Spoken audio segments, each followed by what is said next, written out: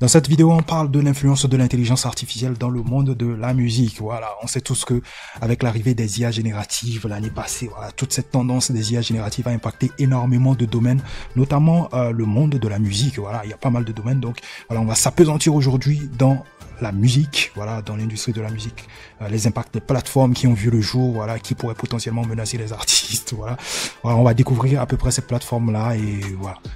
Salut les amis, bienvenue, voilà, je commence avec mon blabla quotidien, bienvenue sur la chaîne Dose IA, ici on parle d'intelligence artificielle comme d'hab, je m'appelle Mr. Hopi, pour vous servir, je suis là pour vous distiller, donner énormément de tutoriels, énormément de news par rapport à l'intelligence artificielle, bref, documenter tout ce qui se passe dans le monde de l'intelligence artificielle afin que vous ayez les outils nécessaires pour maîtriser donc cette tendance qui risque d'impacter certainement le domaine d'activité dans lequel vous êtes. Donc, trêve de bavardage, on va parler de musique, comme je l'ai dit en intro, musique et intelligence artificielle. Donc, comme je le disais, l'arrivée des IA génératrices de contenu a impacté énormément de domaines. Et on est arrivé avec une tendance du texte to quelque chose. Text to image, text to vidéo, text to speech. Le text to speech, par contre, lui, il existait. Ça faisait un bon bout de temps, mais avec des voix qui étaient assez robotisées. Aujourd'hui, on a des voix assez réalistes. Donc aujourd'hui, on est aussi dans du text to music. Le concept, il est simple.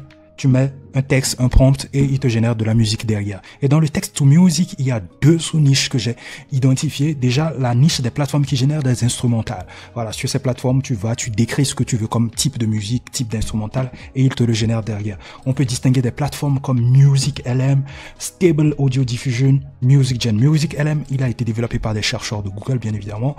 C'est un modèle qui est à disposition des devs. Vous pouvez l'intégrer dans vos SaaS, etc. Stable Audio Diffusion aussi, hein, voilà, c'est un modèle open source si je ne me trompe.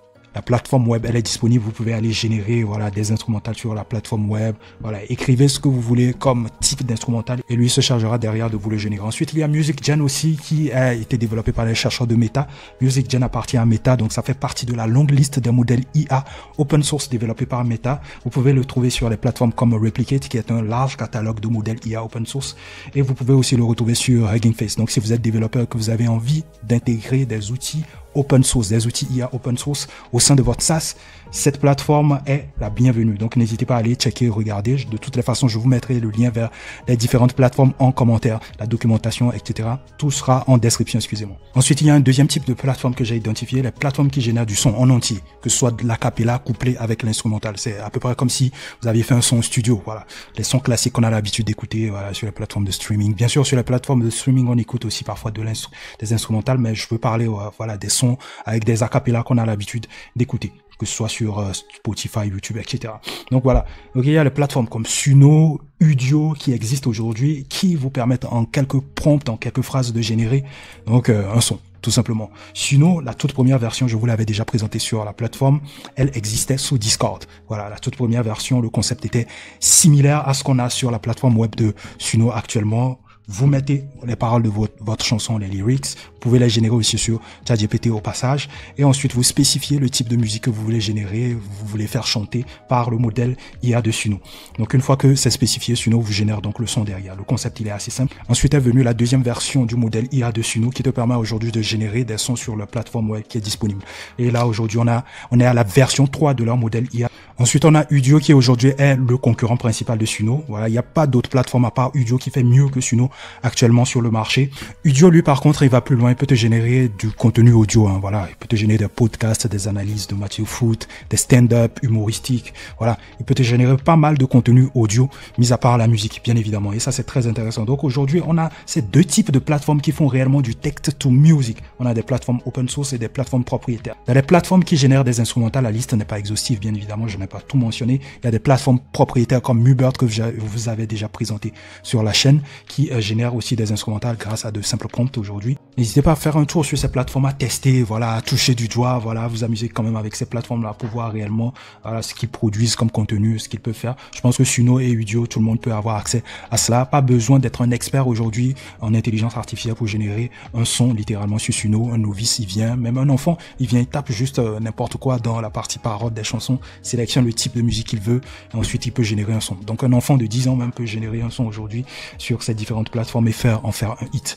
Donc ces plateformes aujourd'hui voilà, ont entraîné aussi l'arrivée d'autres types de plateformes liées au clonage des voix. Par exemple, si je génère un son sur Suno et que je trouve que ouais, Booba irait mieux sur ce son, donc j'aimerais bien intégrer, voilà, la voix de Booba en son sein. Donc, tout ce que j'ai à faire, c'est d'aller sur une plateforme de clonage de voix, voilà, pour uploader juste du contenu uniquement Booba, et la plateforme derrière se charge de me cloner une voix synthétique qui prendra le thème vocal de Booba. Et cette voix-là, je pourrais maintenant la coller maintenant au son que j'ai généré sur Suno, par exemple. Et il y a des plateformes qui font cela, et il y en a plein, notamment Jammable, ancien Voicify, que je vous avais déjà présenté, j'avais déjà fait une vidéo tuto là-dessus. Donc Jammable te permet de faire ça. Jammable, c'est un large catalogue de voix de célébrités. Bien évidemment, il n'y a pas que les chanteurs, il y a les humoristes, il y a pas mal de célébrités, pas mal de personnages de dessins animés qui sont disponibles aussi sur la plateforme Jammable, qui vont vous permettre de faire par exemple des parodies ou littéralement de faire des chansons, des hits avec les voix de vos artistes préférés.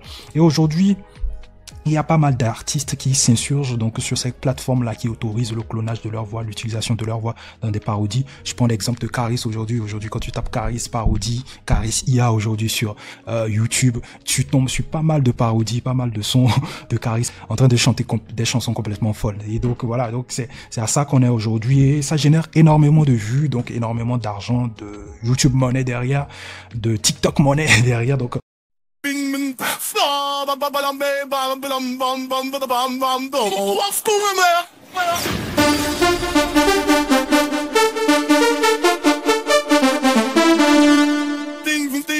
il y a pas mal de contenus comme ça qui utilisent des voix IA qui sont monétisées aujourd'hui et qui font des millions et des millions de vues. On se rappelle du fameux hit de Drake, de Ghostwriter, qui a fait voilà, qui a fait un tollé sur la toile, qui était un véritable hit.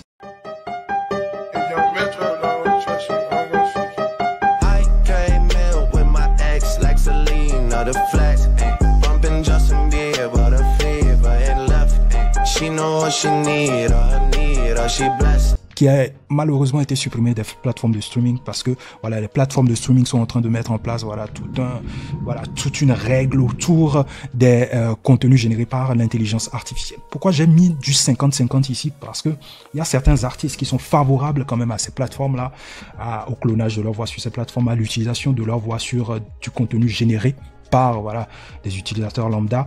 Donc voilà, ils sont pour, mais à condition que les revenus générés par ces contenus-là soient partagés, 50-50. Voilà.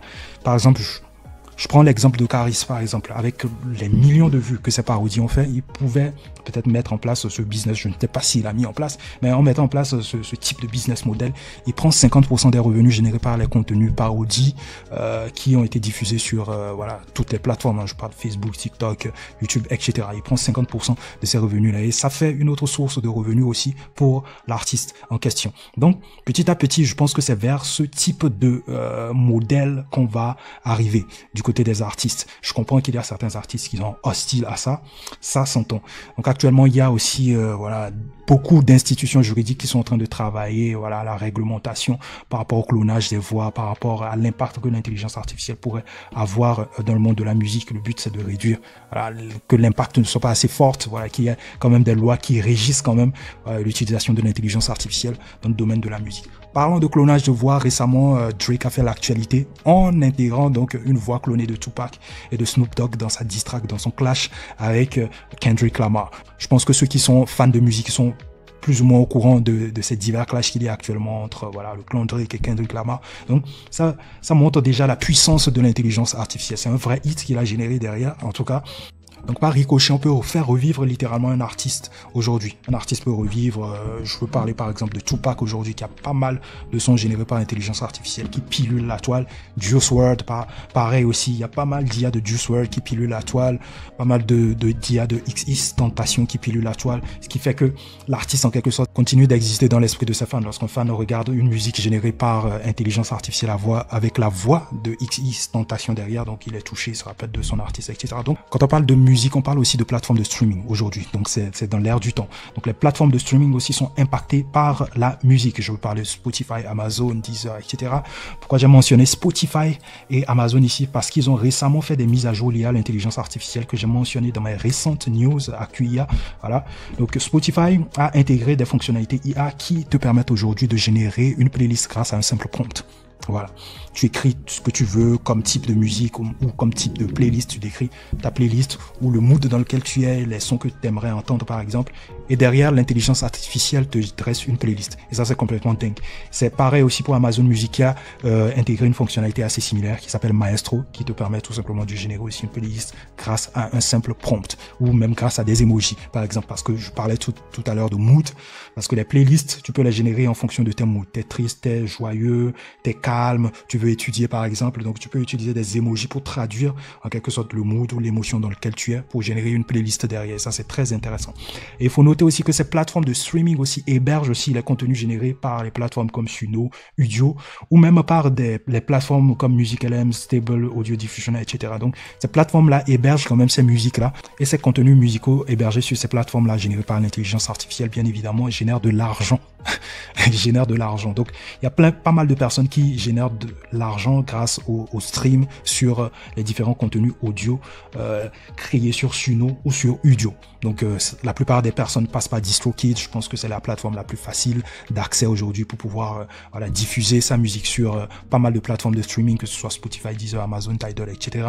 Donc tu peux passer par DistroKid. Si vous voulez un tuto complet de A à Z sur comment créer de la musique sur Suno et la distribuer sur les autres plateformes au travers de DistroKid, n'hésitez pas à le mentionner en commentaire. Donc voilà, tu peux gagner de l'argent aujourd'hui en partant de Suno, en générant des sons sur Suno et en les uploadant sur les plateformes de streaming comme voilà Spotify, Deezer et Amazon. Donc en gros, c'est ça. Donc il n'y a pas que les fonctionnalités IA, mais il y a aussi les streams derrière, les streams des sons ou des contenus générés par intelligence artificielle. Quand on parle de musique aussi, on parle de lyrics, on parle de paroles. Donc voilà, aujourd'hui, il y a pas mal d'artistes voilà, qui génèrent quand même des paroles de certaines de leurs chansons sur ChatGPT, sur Copilot ou sur les chatbots qui existent sur le marché, les chatbots concurrents à ChatGPT. Donc, il faut dire que ChatGPT, si vous lui demandez de vous écrire un texte, il va vous le générer, mais parfois, la plupart du temps, ces textes n'ont pas véritablement de fond et ne sont pas assez créatifs. Donc, c'est à ça que veut pallier Google en mettant en place leur outil TextFX que je vous avais déjà présenté. Donc, TextFX, donc, c'est un ensemble d'outils IA qui vous permet de créer donc du contenu, du texte, des textes créatifs, des paroles de chansons assez créatives, qui riment, voilà. Vous voulez des allitérations dans vos paroles, voilà. Donc, des acronymes, voilà, pas mal de choses. Donc, ce sont des outils IA qui vont vous aider dans la conception ou dans l'écriture de vos paroles si vous voulez créer voilà une parole qui a vraiment de la profondeur, qui touche un certain public. Voilà, si vous voulez écrire des paroles à la Damso par exemple, n'hésitez pas à aller sur la plateforme TextFX qui a quand même tous les outils nécessaires pour vous permettre de générer quand même voilà de très belles paroles pour vos chansons, des paroles assez profondes. Ça, c'est pour les artistes puristes, je pense bien. C'est pour les artistes puristes. Mais si vous voulez générer un son comme ça, vite fait, ChatGPT, Copilot, Bing, Chat, voilà, les autres plateformes concurrentes à ChatGPT sont les bienvenues et peuvent vous aider à générer des paroles de chansons en quelques minutes. Littéralement, aujourd'hui, tout ça, les textes to music, les voix clonées, les plateformes de streaming, les lyrics, etc., forment une belle base pour un artiste aujourd'hui. Si un artiste est en manque d'inspiration aujourd'hui, avec tout ce qu'on a aujourd'hui, je pense qu'il trouve l'inspiration en quelques minutes, en 10 minutes. Voilà. Donc, vous pouvez aller chercher de l'inspiration sur Suno, par exemple. Vous pouvez aller chercher de l'inspiration sur Udio, taper quelque chose, générer quelque chose. De toutes les façons, avec tout ça, vous ne partez pas d'une base vierge. Donc, il y aura forcément quelque chose. Vous avez au moins un point de départ pour générer un contenu ou générer un projet. Aujourd'hui, on peut générer un album en quelques clics, en 1 heure, en 10 minutes. On peut générer tout un album, le son de tout un album, et c'est complètement dingue. Dites-moi ce que vous pensez de ces outils-là. Voilà, quel impact si vous êtes musicien. Est-ce que vous utilisez ces outils? N'hésitez pas à les mentionner en commentaire. Est-ce que vous prévoyez commencer par devenir un AI Music Producer? C'est comme ça que je les appelle, ceux qui génèrent de la musique au travers d'outils d'intelligence artificielle, c'est-à-dire 100% intelligence artificielle qui ne vont plus en studio pour générer des sons. Est-ce que vous allez commencer une carrière dans ce domaine-là? Et bien sûr, la liste de ces différents points n'est pas exhaustive. Peut-être qu'il y a d'autres points que j'ai pas mentionnés. Peut-être que je ferai une partie 2 s'il y a des points que je trouve que je dois rajouter. Donc, à l'impact de la musique, de l'intelligence artificielle sur la musique. S'il y a des points que je dois rajouter, je ferai une partie 2 pour vous présenter d'autres plateformes assez intéressantes. Et dites-moi en commentaire si vous voulez des tutos par rapport aux différentes plateformes que j'ai mentionnées en commentaire. Et le plus important, c'est que vous donniez vos avis par rapport à ce que je vous ai présenté aujourd'hui, le contenu. Est-ce que vous avez appris de nouvelles choses? Dites-moi tout en commentaire. C'est avec plaisir qu'on va discuter. Je vous retrouve à la prochaine. C'était Mr. Hopi. Peace out.